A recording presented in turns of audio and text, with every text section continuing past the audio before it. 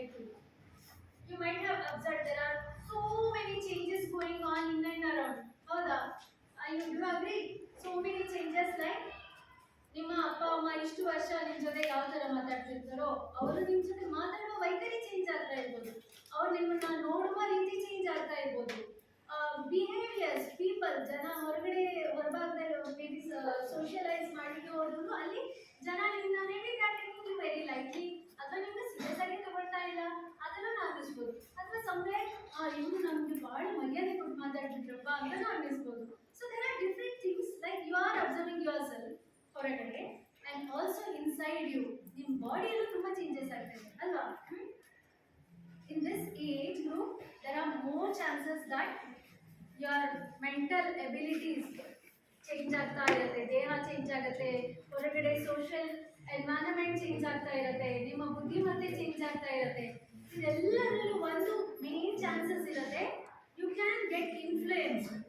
ಈಗ for example if I get this chikki for you all ಅಲ್ವಾ, ಚಿಕ್ಕಿ ತಗೊಂಡು ಬಂದೆ ಕಡಲೆ ಚಿಕ್ಕಿ, ನಿಮಗೆ ಪ್ರೈಸ್ ಆಗಿ ಕಡಲೆ ಚಿಕ್ಕಿ ಕೊಡ್ತೀನಿ ಅಂದ್ರೆ you come to know that ಯಾ ಚಿಕ್ಕಿ ತಿಂದರೆ ದೇಹಕ್ಕೆ ಒಳ್ಳೇದಿರ್ಬೋದು ಅಂತ ಹೇಳಿ ಅಂದರೆ ಬೆನಿಫಿಟ್ಸ್ ಏನು you will understand later or might be having it ಅಲ್ವಾ.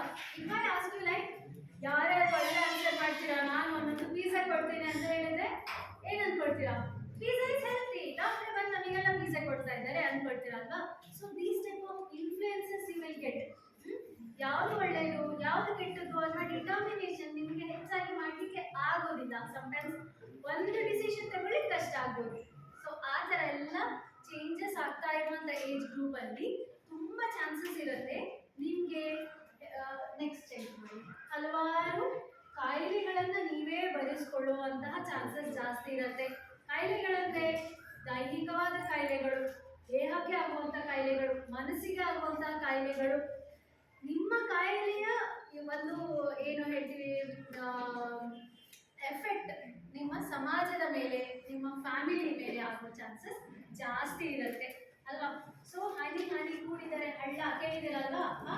ಒಂದು ಮನೆಯಲ್ಲಿ ಒಬ್ಬ ತರುಣ ಅವನ ಅವನ ಒಂದು ದೈಹಿಕ ಅಥವಾ ಮಾನಸಿಕ ಕುಂಠಿತವಾಗಿರೋದ್ರಿಂದ ಅವನ ಒಂದು ಫ್ಯಾಮಿಲಿಗೆ ಇಂಪ್ಯಾಕ್ಟ್ ಆಗ್ತಾ ಇದೆ ಅಂತ ಅಂದಾಗ, ಅದೇ ಥರ ನಿಮ್ಮ ಇಷ್ಟೂ ಜನರ ಮನೆಯಲ್ಲೂ ಒಂದು ನೆಗೆಟಿವ್ ಇಂಪ್ಯಾಕ್ಟ್ ಆದರೆ ನಮ್ಮ ದೇಶ ಅಥವಾ ನಮ್ಮ ಒಂದು ಕೊಪ್ಪ ತಗೊಳ್ಳಿ, ಕೊಪ್ಪ ಮುಂದುವರಿಲಿಕ್ಕೆ ಸಾಧ್ಯ ಉಂಟಾ?